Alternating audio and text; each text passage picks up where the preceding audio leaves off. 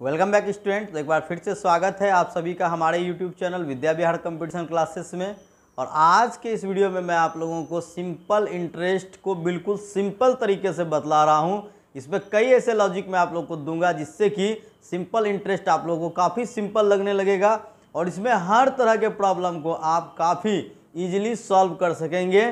तो आज मैं आप लोगों को काफ़ी बेहतरीन चीज़ सिखलाने जा रहा हूँ। वीडियो में अंत तक बने रहिएगा। स्वागत है हमारे इस चैनल में और चलिए फिर शुरुआत करते हैं आज के इस बेहतरीन टॉपिक का। तो आइए यहाँ पर हमारा आज का टॉपिक है सिंपल इंटरेस्ट। तो सिंपल इंटरेस्ट का जो सबसे पहला जो मेन फैक्टर होता है ये आप लोग जान रहे होते हैं कि इसमें हम लोग जानते हैं P इक्वल टू हो जाता है हमारा मूलधन और R इक्वल टू हो जाता है हमारा दर और T इक्वल टू हमारा हो जाता है समय। तो यहाँ पर दर, समय, मूलधन ये तीन मुख्य चीज़ होती है। और इसके अलावा एक चीज़ और होता है एग्रीगेट, जिसे हम लोग बोलते हैं मिश्र धन। यानी कि मिश्र धन का मतलब होता है इसमें हमारा मूलधन और ब्याज, ये दो चीज़ इसमें जुड़ा होता है, मूलधन और ब्याज, इसे हम लोग मिश्र धन कहते हैं। तो अब यहाँ पर देखिए कि साधारण जो ब्याज है उसका मतलब क्या होता है। सबसे पहले इसको समझना जरूरी है। साधारण ब्याज से हमारा तात्पर्य होता है साधारण, सिंपल, साधारण गणना। कहने का मतलब है कि अगर हम लोग 5% के रेट से अगर हम लोग कोई धन उधार लेंगे तो हम हर वक्त 5% ही जो मूलधन है उसका हम ब्याज देंगे, ना कि ब्याज पर कोई अतिरिक्त ब्याज देंगे। यानी कि इसमें हमें सिर्फ धन का ही ब्याज देना है, चाहे हम धन को कितने भी समय तक रखें या हमारा ब्याज कितने भी समय का क्यों ना हो जाए, हम टोटली 5% के ही रेट के हिसाब से देंगे। और चक्रवृद्धि ब्याज में क्या हो जाता है कि हमें ब्याज का भी ब्याज देना पड़ जाता है। तो यहाँ पर देखिए अब इसलिए इसका गणना बिल्कुल आसान है। हमें इसके गणना के लिए कोई फार्मूला याद रखने की आवश्यकता नहीं है स्टूडेंट्स। बिना फार्मूला के हम लोग पूरा साधारण ब्याज का सारा प्रॉब्लम सॉल्व कर सकते हैं। तो सबसे पहले आप ये समझ लीजिए कि अगर हमने किसी से पैसे उधार लिए, मान लेते 10% हमने मासिक रेट पर उधार लिया, 10% मंथली हम ब्याज दे रहे हैं उससे। तो यहाँ पर अगर 10% मंथली हम दे रहे हैं और मान लो कि हमने 10 महीना के लिए यहाँ पर हम लोग मान लेते हैं 8 महीना के लिए हमने यहाँ पर जो है ये पैसे उधार लिए। तो इसका मतलब अगर मैं सीधे इसको 8 महीने बाद पैसा लौटाऊंगा तो जो पैसा है वो तो मुझे देना ही है, लेकिन जो मुझे ब्याज देना होगा वो 10 गुना 8 80% मूलधन का, यानी P का 80% मुझे सिर्फ ब्याज के तौर पर देना होगा।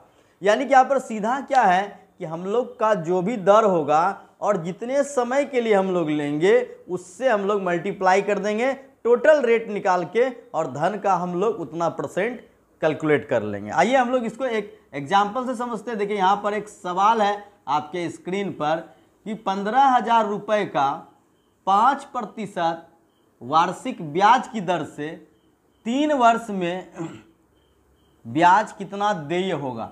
देखिए यहाँ जो धन है आपका इस सवाल में 15,000 है, रेट है आपका 5% और हमने इसे कितने समय के लिए लिया, 3 वर्ष के लिए लिया।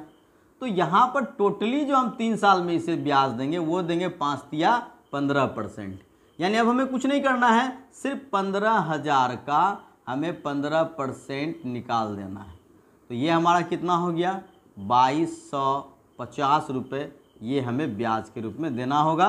और 15,000 के साथ जब हम इसे लौटाएंगे यानी मिश्र धन के रूप में लौटाएंगे तो 15 2 17,250 वो हमारा मिश्र धन हो जाएगा।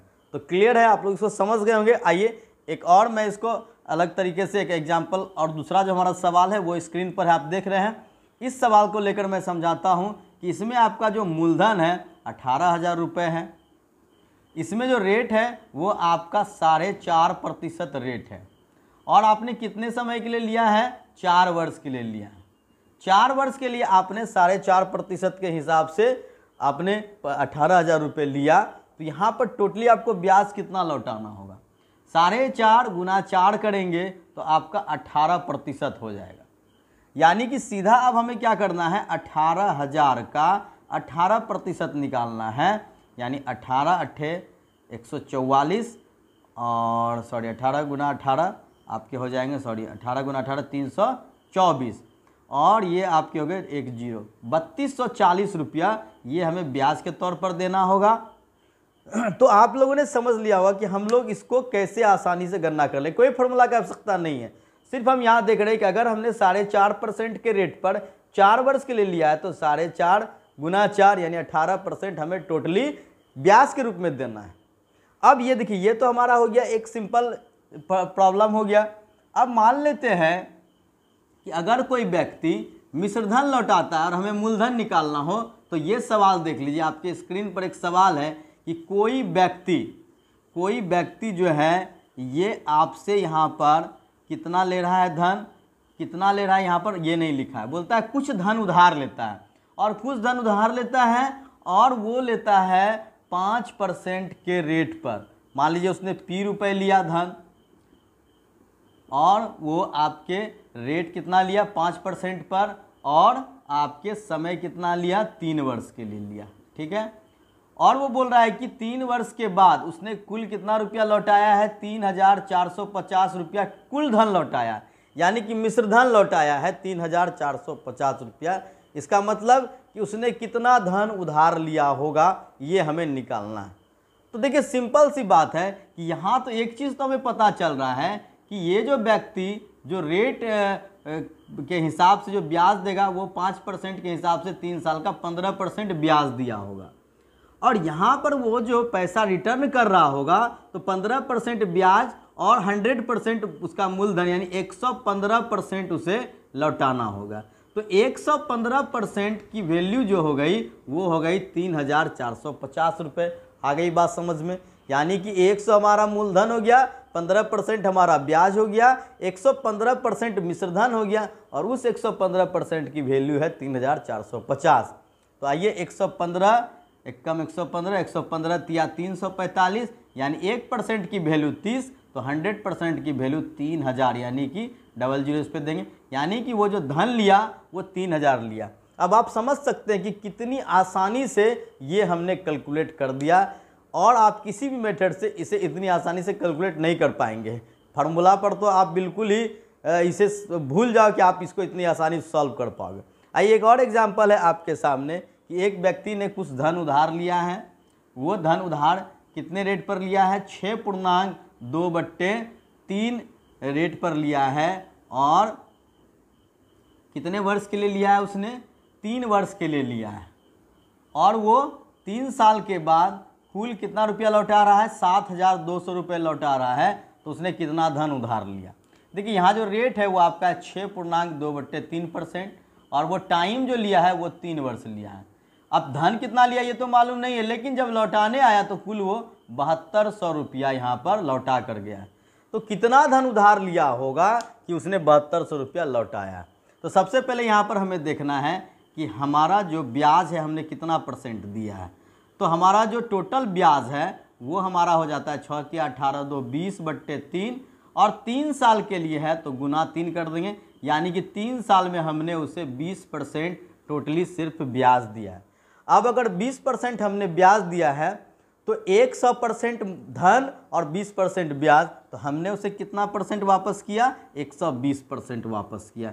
120% वापस किया तो यहाँ पर 120% की वैल्यू क्या हो गई 7200 हो गई। तो यहाँ से आपके 12 × 6 = 72, 1% की वैल्यू 60 हो गई। तो यहाँ जो मूलधन हो जाएगा हमारा वो 6000 रुपये यहाँ पर हमारा मूलधन हो जाएगा। आई बात समझ में। तो यहाँ देखिए बिल्कुल इस तरीक़ा से आपका हर तरह का प्रॉब्लम बनाना बिल्कुल ही आसान है, और आप इसको काफ़ी आसानी से सॉल्व कर सकते हैं। तो ये देखिए, अगर आप लोगों को ये वीडियो पसंद आ रहा है तो ज़रूर हमें कमेंट में बताइएगा, और अगर आप लोगों को अच्छा लग रहा हो तो बिल्कुल मैं इसके पार्ट 2 में सभी सिंपल इंटरेस्ट के हिसाब को मैं बिल्कुल इस लॉजिक पर समझा दूंगा, और आप लोग को काफ़ी मज़ा आएगा सीखने में। तो बिल्कुल अगर अच्छा लगे तो पार्ट 2 के लिए हमें कमेंट जरूर कीजिएगा, हम आपके लिए लेकर आएंगे। आज के वीडियो में बस इतना ही, मिलते हैं एक और नए वीडियो के साथ, तब तक के लिए गुड बाय, जय हिंद, जय भारत।